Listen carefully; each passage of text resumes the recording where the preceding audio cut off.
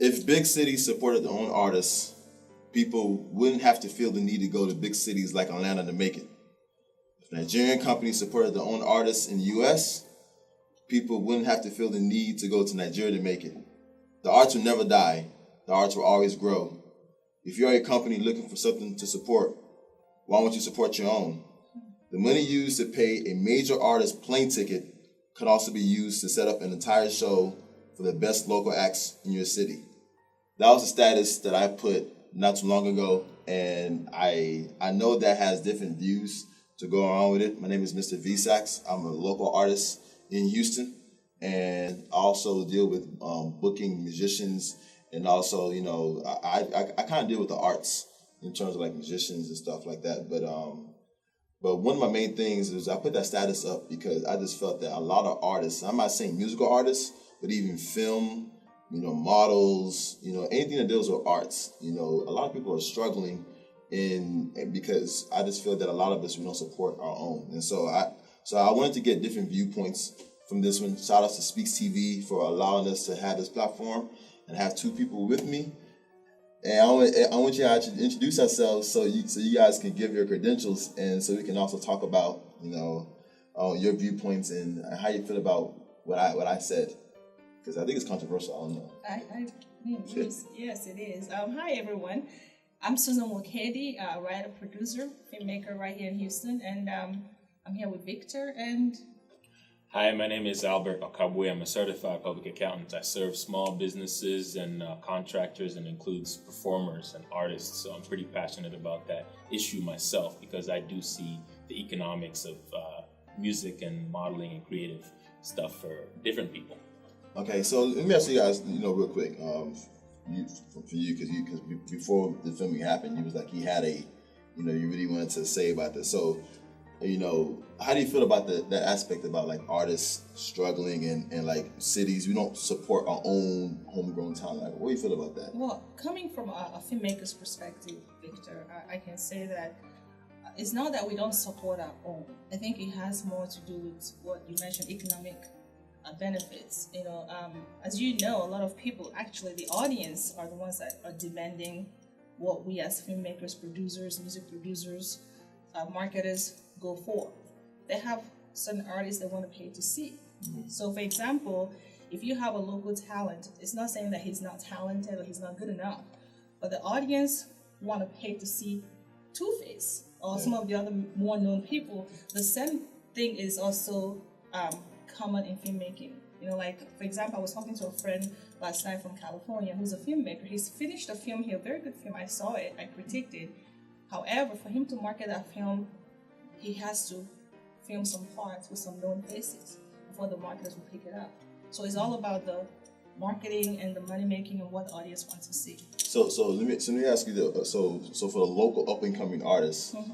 how can they benefit from that? Because I know like in the music realm, one thing that people do is they open up for like major artists. Mm-hmm. But some people would like to also get paid, and they may get paid, and that's when sometimes when they miss the mark, because sometimes they may not have a budget mm-hmm.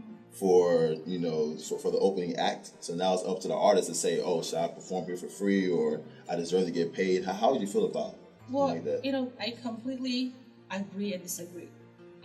I agree in the sense that yes, they deserve to be paid, but also keep in mind that no one started off as a star.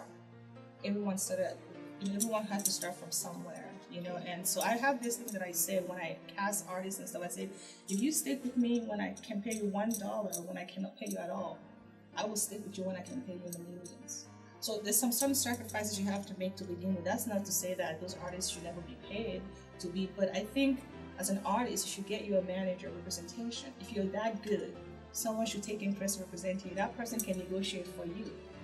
They can tell you, take this gig, because if you open for Two-Face, it's going to put you in the limelight. So maybe next time you take another gig, you get paid. So you really have to market yourself the way that will get you where you need to be. And remembering that Two-Face and everybody else that you see now that is big, y'all started somewhere else. Yes. Okay. Yeah. So now you mentioned about the manager, and this is where I want to put you in as the business side of it. How would you just like say, in terms of, well, let me see, what's your perspective in all this, first of all, in the stats that I said, and then let's kind of like go from there. I have a similar perspective. I think that the purpose of a business activity is to make money, and you can only charge so much for the tickets on an unknown artist or an artist that most people don't know. That's right. And so people will want to spend that extra $5,000 or $10,000, maybe even $20,000, to bring in somebody that everybody knows, that is big on YouTube, is big on Twitter, and has a global audience. Because, you know, when you go on Facebook, you know, people don't say, I just went to the show for this unknown artist. Like, they say, I was at Jay-Z's performance. I was, and they put up pictures, you know. So I feel like the money is going to follow the audience and what the audience is ready and willing to do, to pay for. At the same time, I acknowledge the need for people to be able to earn a living doing music. So I think that maybe we should be also having a conversation about how do we create a culture, a context where musicians know how to create immediate economic value for promoters, For themselves, for themselves and for promoters as local performers, and then B, how do you cultivate an audience of people in the cities who appreciate good music, even if it comes from someone they've never heard of. What's more important? Is it really the talent, or is it really how well they market and package themselves? I think all of it is important, but networking, like you said, something connection. See, connections is important. You know, I mean, the reason why they're there with less talent is because they know people who know people who know people. So but marketing and packaging yourself is equally important if you have the talent. Now, if you didn't have the talent nor the network, then you're going nowhere. Okay, how would you feel? Actually, I disagree. I think the marketing is the most important part. I think the marketing is so important that it makes everything else seem almost not important. Bear with me here as I explain. Okay. I think that on average, one of the things that we have as business people is that we tend to forget that on average, you cannot work 2,000 hours a year and be so much better than everyone else that it won't matter how well you treat people. It won't matter who you know. Yeah. It won't matter how you dress. It won't matter how you talk. Very few people are that good. If you've ever seen House, that TV show with the doctor, who is really good. It's an incredible show to watch, but it's also, most professionals, most creators will never be in that situation. Very few people will get to be Kanye West and say whatever they want, and people will buy their albums anyway. So the reality of it is you have to think about relationships. Yes. When you play for free at that show, you have to get the name and the phone number of the promoter. You have to get the name and the phone number of the people who were there. You have to tell the audience about your YouTube page, and you have to use that. You have to always be making that connection with people. So I actually believe that for that reason, and then also that music, movies, it's not a one-man project. It's not. Okay? Somebody does your makeup. Somebody picks your clothes. Somebody chooses the setting. Your actual talent is such a small piece of the pie that it's really nothing to focus on. It's not like this is the most important thing, this will make everything else better. No, you have to think about all these different people who ultimately will put you in this place and have you looking good. So people with connections succeed better, and rightly so. Rightly so. There's some artists who... we're like kind of on the same... We're on the same track. As I said, connections and network matters a lot, you know, and marketing is important, but you have to have some talent. You can't just have no talents and people will pick you up and market you. I would argue from the business standpoint. I wouldn't pick up someone who has no talent to represent them. So I think talent is equally important. But marketing is what gets you out there, you know. I can see that from you know, she's a creative. She's in the music, in the movie business. Okay, so I can see that she appreciates the talent. Yeah, I'm looking at it from the business. Mess up my film. Right. I'm looking at it from the business standpoint, which is they can yell cut. If an actress or doesn't do the take right, they can do 1,000 takes. As long as the budget allows it. As long as the budget allows it. So there's some people. We're talking about local. Right. No. But the point I'm trying to make is, as long as there's some people who, let's say music, for example, VSAC, music. There's some people who they don't perform that great, but man, they look good. Yes. They look good. True. They dance really, really well. The budget for their album is huge. So somebody who looks really good, somebody who dances really well, is going to get more money as a singer than other people who don't. That's business. Okay, so let me ask you this now. And so let me ask you this: would you, since you do film, Yes. all right, and it also applies to modeling too, in terms of like, okay, when you want to catch a lead, do you go more for the talent or more for who is more popular? No. Okay, let me give you an example. There's a show that I just that is coming soon. I'm not gonna put names out there, but it's coming soon. No names, right? Exclusive. Well, because then that becomes advertisement. I know how that works. We're talking about marketing, right? So that show, I use all of local faces.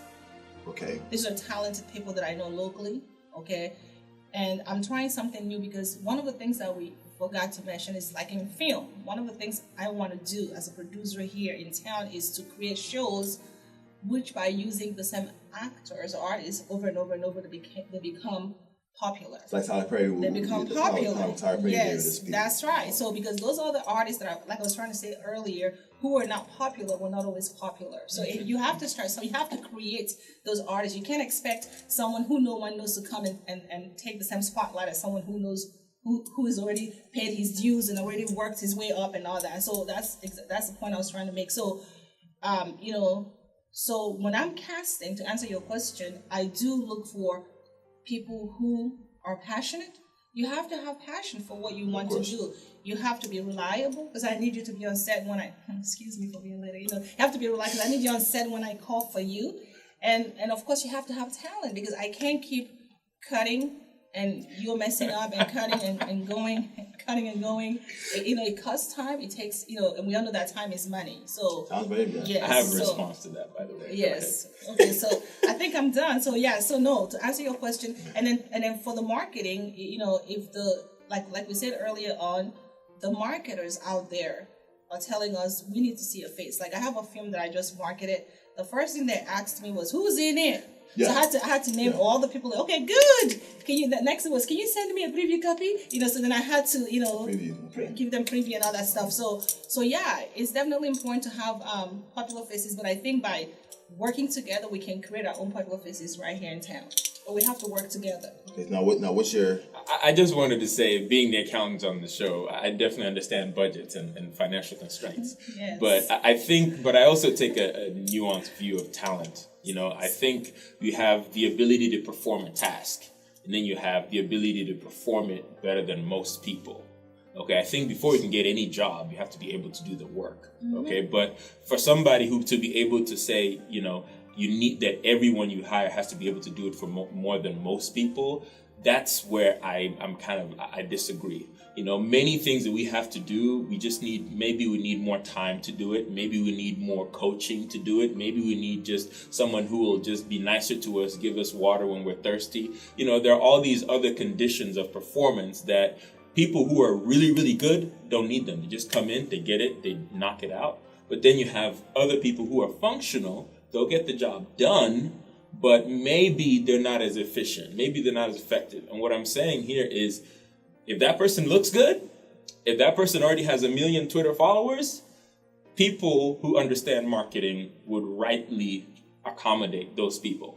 Because I'm saying talent is important, but in the long run, you have to be able to get a job done. And we need to understand as creatives, as business people, most of our competition can get the job done. It's not a question of can you read these lines or can you sing this song? Many of the singers you meet can sing. Right. Yeah. To some extent, they can sing. It's not the fact that they can't sing. Now the question is, who has more followers on Twitter? Right. That's the question. Yeah. And that question will affect them. Yeah, so now I guess from the artist perspective, or for even anybody that's an artist, it's like, okay, they're probably asking themselves, how can I get that many followers? Because honestly, like as an artist or as whoever you are, if you're affiliated with a company or a label that is known because of that affiliation, it's just like I used to tell my friends all the time, or some people all the time. I would say there's two people that look exactly alike. All right. One person is signed by P. Diddy and the other person is not. And they have the exact same talent. And they both had a show. Whose show would you be going to more likely? So please leave your comments. Leave your comments on Facebook, on Speakstv. Leave your comments. And please, I want to know everybody's perspective because it is only us three, but I know everybody has their own their own thing. But yeah, so let's talk about the struggling artists. How can they get to a point? Because I hear both your sides, marketing, but I'm trying to see, because somebody's wondering, like, still, what can I do? How can I be able to support myself? Because everything costs money. Right. How can I support myself? How can I meet that person that has the connections to, put everything together for the struggling artists? So what would y'all say about that? I'm trying to see, like, any advice that you ever give. Like, what advice would you give? Well, I would say persistent. I know that maybe it's, if is that what you're looking for? I mean, just keep at it, and it's not everything you do that you're gonna get paid for. If someone popular, hold on, say that one more time. It's not everything that you do that you're gonna get paid for. Okay. Personally, I know money is important, but like he said before, exposure. Sometimes, if you have an opportunity to be in a place where you can meet those people who can get you to the next level, you may not get paid, but just the exposure and the chance to network might be worth more than the money for that time being. So, seize the opportunities that you are given, regardless of whether you get paid or not, depending on what you're looking for. So now, how would you find that person? Let's say, for example, like, because I know people all the time who play for artists and not artists, who play for companies who are not really going anywhere, but at the same time they're not paying you either. Like one company is like, they're a Houston company, they're known in Houston, but they're not really like known abroad, and they may have an event maybe like once every year, and every time they want to get you, they're not going to book you every time. Do you not charge for those, or do you now want to charge later on? Like, how would you feel about that? Well, actually, let me ask Albert, because you're the business guy. How would you feel? How would you feel about that? Honestly, I think it would have to be either money or solid, measurable exposure. Yeah. Connections, not just being in front of people, but connections you can use. Yes. Being connected to people who will have a meeting with you, who will talk to you, who you can learn something from. I think we also need to actively spend time in groups where we learn what other people do, and we teach them what we do, and we all kind of promote each other. We have to spend a lot of time actively networking, not just networking with our skills. Mm-hmm. Now, the reason why I say that is because I believe that it is possible to do your work and get paid for it. Some people, their business strategy is, I'm either getting paid for my work or I'm not working, and I'm networking to get work. Because some people feel like it kind of taints the value of their work with certain people if they are ever seen doing what they do for free, okay? Even though they might be getting exposure for it. So some people refuse to do that because they're actively networking and getting exposure other ways. So, I think for someone who is coming up, my advice is think about the economics of your business. Think about the economics of the person who you're working for. If you're an actor or actress, think about how she makes money. And think about how you can affect her bottom line. Because if you can affect her bottom line, you can get paid. And you can get paid more consistently. Mm-hmm. If you're a performer, like Mr. V-Sax, I love that he does a lot of shows, because you need to look at immediate results. Okay? If you can make me feel good at a party, I can pay you to perform. But if you are just an artist who is looking to get a CD and kind of get famous, well, that's not creating an immediate benefit for me. I can't pay you for that. That's true. So if creatives think more about that, you'll see more people doing live shows, performing at restaurants, performing at bars, performing anywhere. You can get a group of 30 people together to pay you $10 each to hear you perform, and you make $300 that day. So I think immediate results is what human beings pay for, whether we like it or not. And if you this lady here, this gentleman here, they're most likely thinking what their financial statement or tax return will say in the next 12 months. So you need to be thinking about, how can I impact that? Because if you can impact that, they will pay you. I don't doubt it. And there we go. So like I said, please, we had a lot of discussion, for myself, Susan, and Albert. We have different views. So please let us know on the comments on Facebook at Speakstv. And who knows, we might come back and actually answer some of these questions that some of you guys are having. So thank you guys. It's amazing how far our Facebook status could lead to a discussion. So thank you for Speakstv. Thanks, Susan. Thanks, Albert. And we'll be back very soon.